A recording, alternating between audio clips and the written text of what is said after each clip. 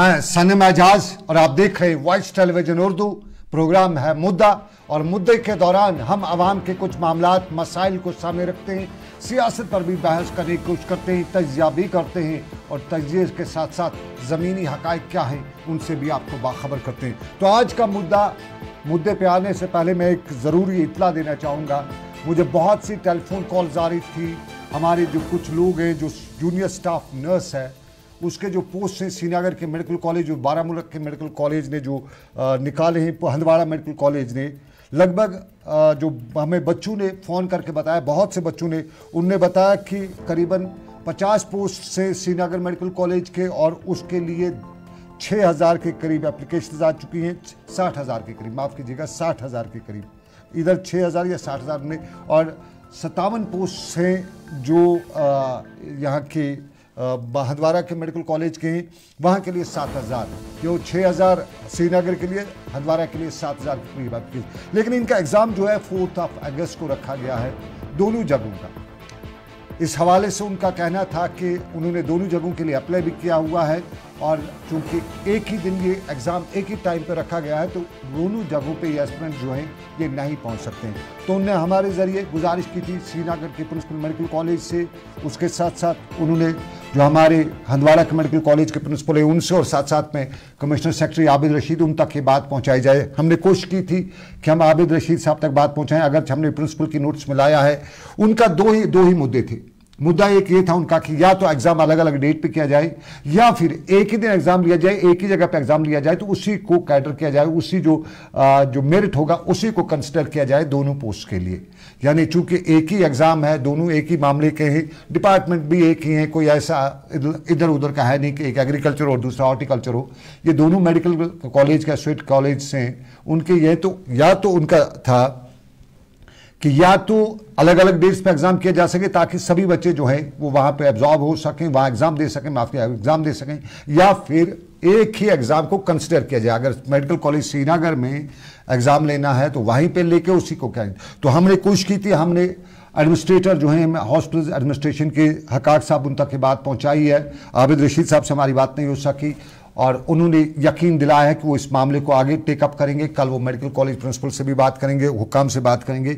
उम्मीद है कहीं न कहीं सुनवाई ज़रूर होती है मेडिकल में। अभी जब तक आबिद रशीद को हम देख रहे हैं ज़रूर सुनते हैं, तो उस सुनवाई को आगे लेके मामला हल करने की कोशिश की जाएगी। ये आवाम का मुद्दा, पब्लिक इंटरेस्ट में ये सवाल था और इस सवाल को शायद अरबाब इक़्तिदार हल करेंगे। लेकिन आज का मुद्दा, और आज का मुद्दा है, आज सुबह ही आपने सुना होगा, मोहम्मद यूसुफ तारिगामी CPIM के लीडर हैं और कभी कभी गुपकार अलायंस के भी खालिक कहा जाता है उनको। उन्हें आज एक प्रेस कॉन्फ्रेंस दी और कहा कि अगली तारीख जो है 7 की तारीख है, 7 अगस्त को जम्मू में वो ऑल पार्टीज मीटिंग कर रहे हैं।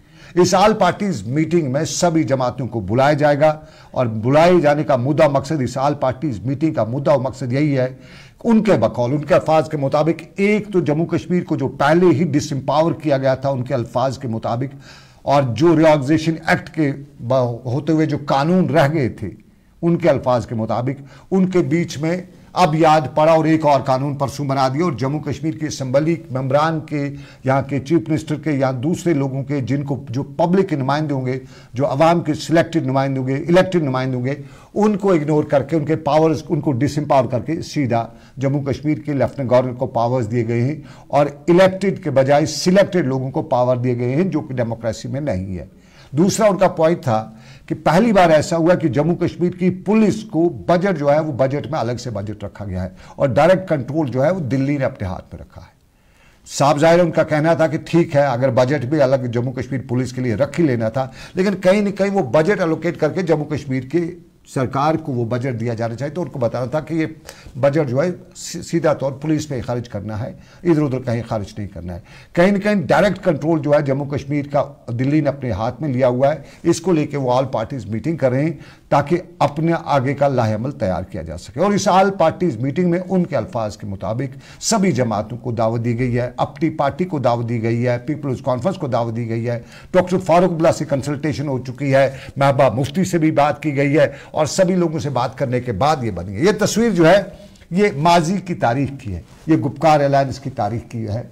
और ये कहानी है, तब कहा जाता था गुपकार अलायंस बड़ा खतरा जी, बड़ा इतिहास जी, बड़ा सब कुछ भी। और गुपकार अलायंस जाते जाते बाद में उसमें शिवसेना तक को ज्वाइन करना पड़ा, साथ लेके चलना पड़ा, ताकि जम्मू कश्मीर का जो मामला है इन लीडर्स के बकौल आगे बढ़ाया जा सके। लेकिन आज के ऑल पार्टीज मीटिंग क्या कोई नया इनकलाब शुरू होने जा रहा है? इसी में आज का मुद्दा, और आज के मुद्दे पे हमने पीडीपी से हमने दावत दी, हमारे साथ ज्वाइन करेंगे रफीक राथर साहब, ये पीडीपी के सीनियर लीडर हैं। इसके साथ साथ मेरे साथ ज्वाइन करेंगे मुंतजर मोहिद्दीन, ये अपनी पार्टी के सीनियर लीडर हैं, और अब्दुल मजीद लारमी साहब नेशनल कॉन्फ्रेंस के लीडर हैं। और इनसे हम बात आज के इस प्रोग्राम में इनका व्यू पॉइंट लेंगे। पहले मेरे साथ मुंतजर रफीक राथर साहब ज्वाइन कर चुके हैं। रफीक साहब बहुत बहुत शुक्रिया मुझे ज्वाइन करने के लिए।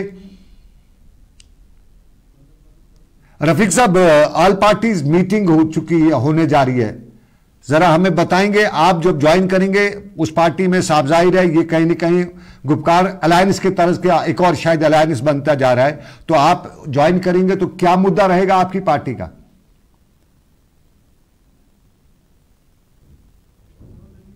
थोड़ा सा आपका रफीक राथर साहब, आपका ऑडियो जो है उसमें म्यूट रखा गया आपका। जी बताइए।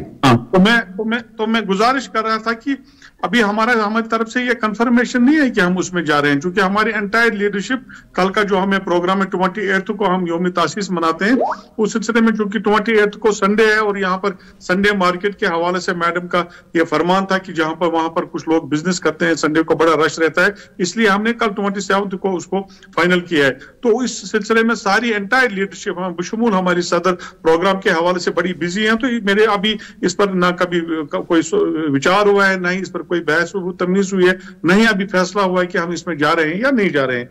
लेकिन एक बात जरूर कहना चाहूंगा कि अगर कोई लीडर कोई जम्मू कश्मीर के हवाले से और जम्मू कश्मीर के मामला और मसाइल के हवाले से कोई कदम उठाने तो अच्छी बात है, लेकिन इसके साथ साथ ये भी कहना चाहूंगा कि PAGD भी एक बहुत बड़ा इत्तेहाद था जिसमें पीपल्स डेमोक्रेटिक पार्टी और उसकी हमारी सदर मापा जी का बहुत बड़ा योगदान था, बल्कि उनकी कोशिशें और काविशें उसमें उसको फॉर्मुलेट करने में शामिल थे। लेकिन पूछा जाना चाहिए था कि उसको तोड़ने में किन लोगों का हाथ है और किन वजूहात पर यह इत्तेहाद तोड़ा, और जिन लोगों ने उस इत्तेहाद को तोड़ा उनसे पूछा जाना चाहिए कि क्या मकासद थे और किन के कहने पर, किसकी इमा पर यह इत्तेहाद तोड़े गए। इत्तेहाद तो बनते हैं टूटते हैं, ये सिलसिला जारी है, लेकिन जिस वक्त हमें इत्तेहाद की जरूरत है, जिस वक्त इकट्ठे चलने की जरूरत है, और जिन लोगों ने उस इत्तेहाद को पारा किया और जम्मू कश्मीर के जज्बात और एहसासात का कत्ल किया, तो मेरे ख्याल में उन लोगों को अकाउंटेबल बनाने की जरूरत है। रफीक राथर साहब, इत्तेहाद की अगर बात करते तो गुपकार अलायंस में दो बड़े कॉन्स्टिट्यूएंट थे, वो था अपनी भी नेशनल कॉन्फ्रेंस और PDP। उस अलायंस में सजाद गनी लोन सबसे पहले बाहर हुए। किन हालात की वजह से बाहर हुए, उंगली तो सब पे उठती है। अब्दुल मजीद लारमी मुझे नेशनल कॉन्फ्रेंस के हैं, वो ज्वाइन कर रहे हैं, अनंतनाग में हैं, वो वहां पे हमारे नुमाइंदे उनके साथ थे। अब्दुल मजीद लारमी साहब, बहुत बहुत शुक्रिया मुझे ज्वाइन करने के लिए।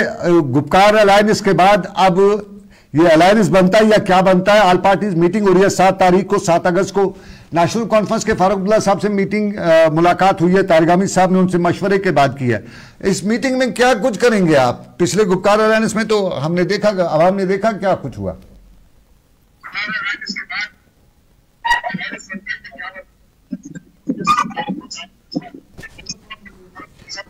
लारमी साहब, जी लारमी साहब,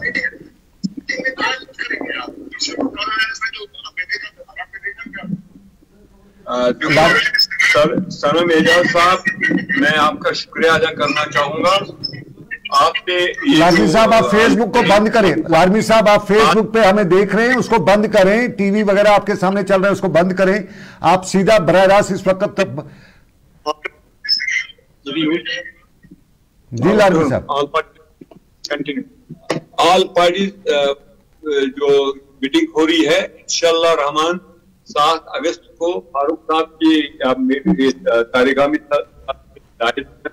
ये मीटिंग बुलाई जा रही है। तो हम पहले से इस मौके पे हमने पहले से ही कहा था कि ये जो है ये हमें इलेक्शन जितने भी है हम पे इलेक्शन हो, चाहे पार्लियामेंट को हो चाहे और कोई हो, इकट्ठे लड़ना चाहिए। मगर ये तो बदकिस्मती की बात है, कई पार्टियां ऐसी है जिन्होंने उसको सपोर्ट नहीं किया, जहां पे उनको एक सीट के बारे में या 2 सीट के बारे में या 3 सीट के बारे में बात की गई तो वहां पे उन्होंने 20 सीटें मांगी, तो उसके कारण वो वहां पे जो इतिहाद है, इतिहाद में फर्क आ गया।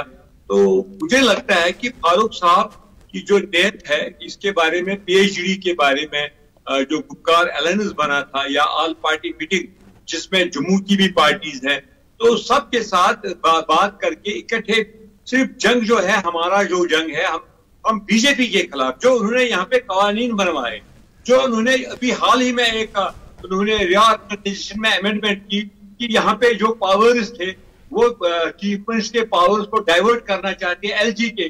तो ये जम्मू कश्मीर है, ये लड़ाई ये जो लारमी साहब, ये आपके पावर्स की लड़ाई है या जम्मू कश्मीर के आवाम की लड़ाई है?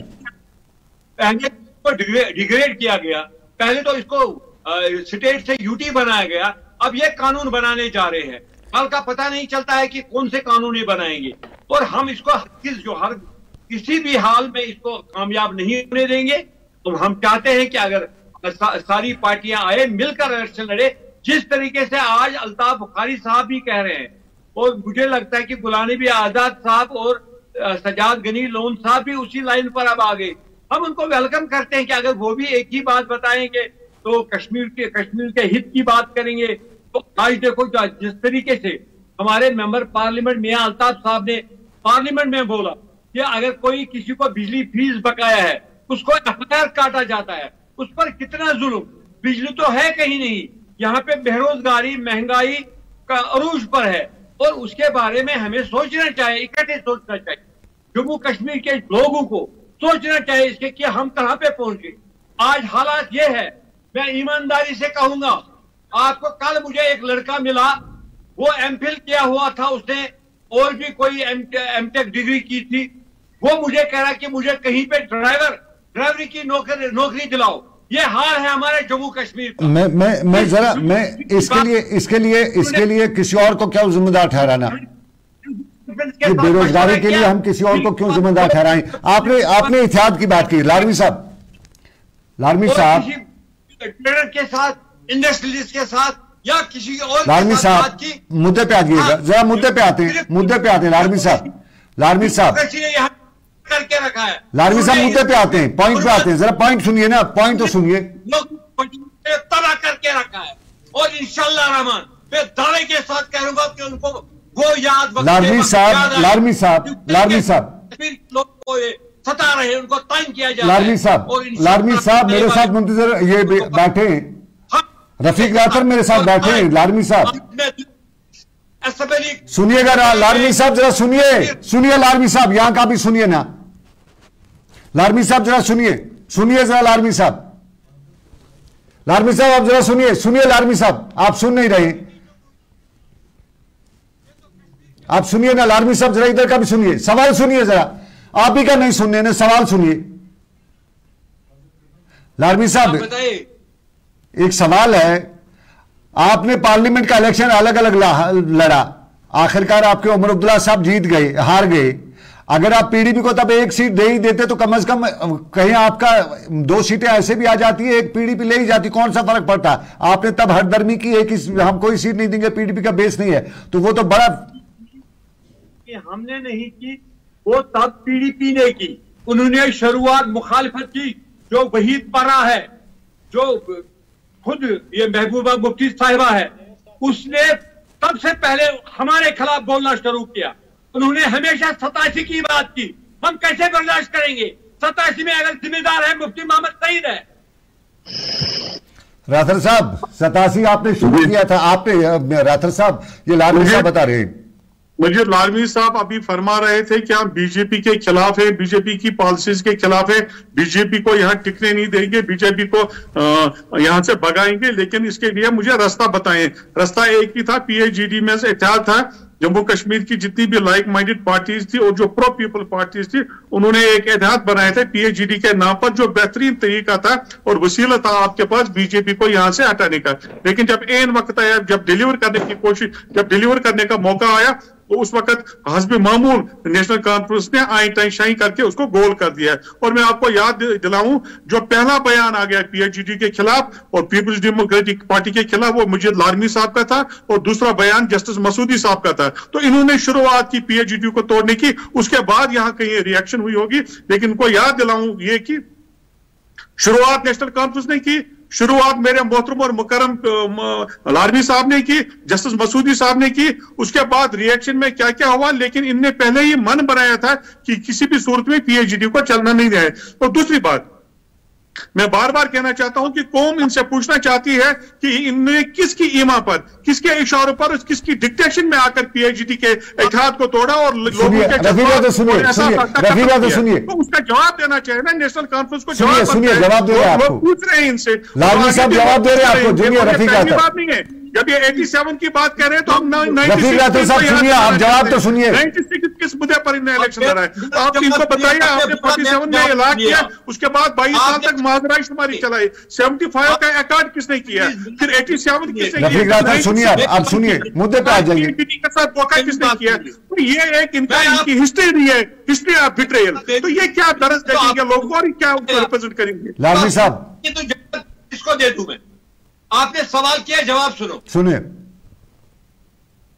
सबसे पहले मैं सबूत दे दूंगा आप।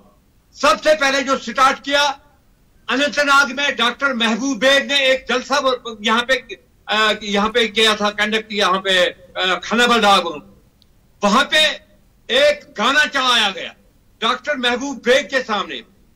वहां पे गाना ये चलाया गया, जुल्म अलबन मशराव कलम दवातस वोट राव।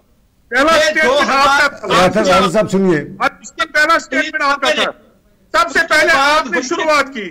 पहला स्टेटमेंट आपका था, दूसरा जस्टिस मसूदी साहब का था, तीसरा साहब का था। तो शुरुआत आपने रफीक से सुनिए ना, सुनिए बात सुनिए, बहाने टूट रहे थे। रफीक राठौर साहब आप सुनिए, रफीक साहब आप सुनिए।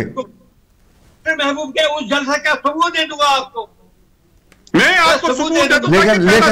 लेकिन जो कुछ भी हुआ ये लारमी साहब, अब्दुल मजीद लारमी साहब, जो कुछ भी हुआ, जो कुछ भी आपने किया, अब ये आगे की जो स्टेटमेंट दे दिया कि नेशनल कॉन्फ्रेंस ने 1987 में रिजिंग की।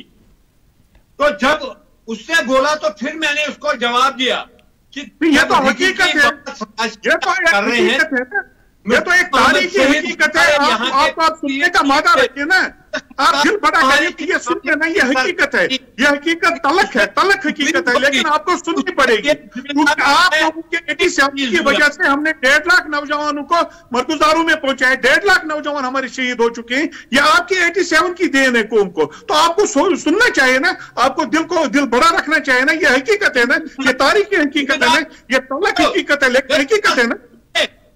87 के लिए जिम्मेदार आप लोग हो। आपने कश्मीर के लोगों को बेच डाला। कैसे बेच डाला, उसकी वजाहत करें। आपने प्राइम मिनिस्टर को चीफ मिनिस्टर बना दिया, आपने सुप्रीम कोर्ट को हाई कोर्ट बना दिया, आप सदर रियासत को गवर्नर बना दिया, आपने चीफ इलेक्शन कमीशन को इलेक्शन कमीशन और इलेक्शन कमीशन को वाइंड अप करवाया। आपने क्या क्या नहीं किया। जो कुछ हम भुगत रहे हैं आपकी पार्टी की वजह से हम भुगत रहे हैं, आप क्यों भूल रहे हैं, आप गुस्सा क्यों कर रहे हैं? ये बात सुनिए, ये तलख हकीकत है, आपको सुननी पड़ेगी। बीजेपी को यहाँ पे लाने के लिए जिम्मेदार है। हमने आपको कहा हम आपको अनकंडीशनल सपोर्ट देंगे और आपने बीजेपी को यहाँ पे लाया। आप मिनिस्टर थे ना रफीक राठौर साहब, ये हम जानते हैं, सब दुनिया जानती है, हम कश्मीरी पूरी तरह से जानते हैं। उसकी बात भी करिए ना आप। जरा मैं जरा लारमी साहब, अब सुनिए, हमें दुनिया जानती है आपने क्या किया, किसने क्या किया, स्टेट से सदर रियासत से यहां तक हम पहुंच चुके हैं, आगे क्या होता है मुझे मालूम नहीं है। लेकिन अब एक इंपॉर्टेंट सवाल है, क्या ये ऑल पार्टीज मीटिंग जो आप कर रही है ये सिर्फ वक्ती है या लॉन्ग रन के लिए कोई वाकई में सीरियस एफर्ट्स है आपकी? बिल्कुल ऑल पार्टी मीटिंग में हम चाहते हैं कि ये हो जाए और यहाँ पे हमें इकट्ठे सब पार्टियों को ये पुराने जितने भी गिले शिकवे हैं ये बिल्कुल उसके बारे में बात नहीं करनी चाहिए और इकट्ठे हमें मुकाबला बीजेपी का करना चाहिए। तो अपनी पार्टी कल तक बीजेपी के साथ जिस तरह आप इल्जाम लगा रहे थे, आज उनको साथ लेकर चलेंगे? मैं अपने आप को भी कहूंगा, अगर हम खैर का है तो इंशाल्लाह रहमान हमें इकट्ठे इसके लिए। नहीं लारमी साहब आप पिछले दिनों अपनी पार्टी को बीजेपी की बी टीम बता रहे थे, आप सजाद गनी लोन को बीजेपी की बी टीम बता रहे थे, आपके उमर साहब ने बताया, सब लोग आप बता रहे थे। आज वो साफ हो गए, उनको भी इस मीटिंग में आप रखेंगे तो क्या उनके साथ भी बातचीत करेंगे?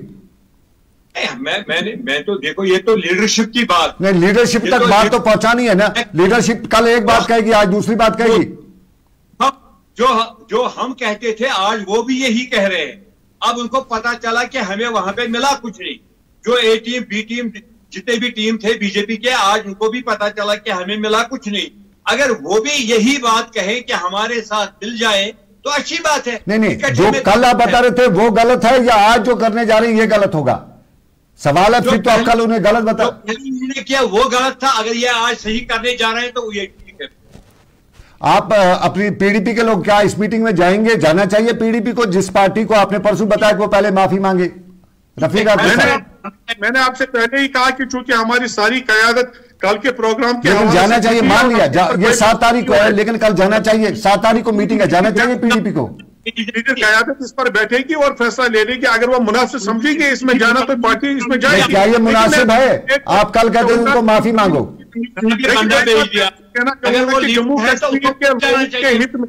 जम्मू कश्मीर के लोगों के इज्जत और वकार को बचाने के लिए हम एक्स्ट्रा माइल चलने के लिए तैयार है, एक्स्ट्रा कदम चलने के लिए तैयार है, उसमें कोई दो राय नहीं है।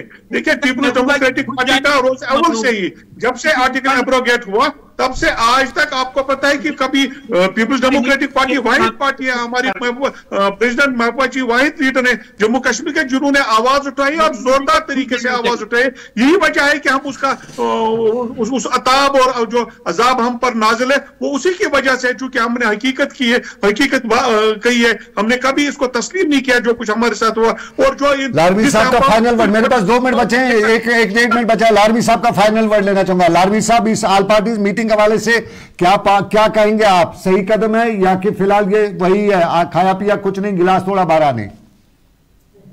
देखो असेंबली के इलेक्शन के बारे में सब कुछ यहाँ पे गवर्नमेंट यहाँ पे स्टेटमेंट दे रही है कि हम तैयार हैं, ये दिल से तैयार हैं। अगर ये चाहते हैं इनकी नीयत ठीक है तो मुझे लगता है कि इलेक्शन में सबको इकट्ठे लड़ना चाहिए। कहीं कहीं पे कोई ना कहीं किसी जगह पे हम तो इंशाल्लाह रहमान इलेक्शन मूड में हमेशा रहते हैं, नो डाउट। कहीं पे हार कहीं पे जीत ऐसा तो होता ही रहता है, मगर मुझे लगता है कि इन हालात में जम्मू कश्मीर के लोगों को इकट्ठे होना चाहिए, और चाहे वो जम्मू की पार्टी हो या जहां की पार्टी हो, इकट्ठे लड़ना चाहिए ताकि बीजेपी को भी पता चले कि जम्मू कश्मीर के लोग एक है। ये यहाँ पे कयादत उसके लिए तैयार है? लारमी साहब मैं आपकी कयादत उसके लिए तैयार है? हमारी कयादत कब तैयार नहीं थी, हम तो तैयार थे हमेशा। चलिए लंबा नहीं खींचते, कयादत तैयार है। बहुत शुक्रिया अब्दुल मजीद लारमी साहब, रफीक राहत साहब, आपका भी बहुत बहुत दोनों का शुक्रिया। प्रोग्राम में हमने बात की, मुद्दा बड़ा मुद्दा है और इस मुद्दे में बहुत शुक्रिया लारमी साहब। मुद्दे में 7 की तारीख है, ऑल पार्टीज मीटिंग जम्मू में मुनक्कद होने जा रही है। तारिगामी साहब की शुरुआत में और मोहम्मद यूसुफ तारिगामी जब अलायंस की बात करते हैं तो पिछले दिनों जब पार्लिमानी इंतखाबात की बात थी तो उन्हें बाज़ाब्ता तौर पर गुपकार अलायंस का जो जोड़ तोड़ की वो बात करते उससे खुद बाहर निकल के नेशनल कॉन्फ्रेंस को सपोर्ट किया था। बेहतर रहता कि वो अगर तब वहां पे इंडिपेंडेंट ही रहते, अपने आप को साइड पे रखते, कहते आप दो लड़ रहे लड़िए। लेकिन वो मैसेज जो है गुपकारी साहब ने इनने वहाँ पे क्या दिया है ये जो CPIM के मोहम्मद यूसुफ तारिगामी साहब ने, ये बहुत बड़ा सवाल रहेगा। लेकिन 7 तारीख की मीटिंग और इस मीटिंग के बाद क्या ये सिर्फ एक खाली पीली वही पुरानी कहावत है, गुफ्तम निशस्तम बरखास्तम, या कुछ आउटकम कुछ वो निकल के आएगा? दुकान चमकेगी या दुकान चमकानी है? फिलहाल आज का मुद्दा इतना ही, दीजिए इजाजत इस उम्मीद के साथ कि फिर होगी आपसे मुलाकात। कश्मीरी खबरनामा लेके आ रहे हैं रियाज अहमद, जुड़िएगा उनके साथ। मुझे दीजिएगा इजाजत, माफ कीजिएगा, रात के 8 बजे उर्दू खबरनामा लेके आ रहे हैं मेरे साथी रिजवान। तो मुझे दीजिए इजाजत, अल्लाह हाफिज।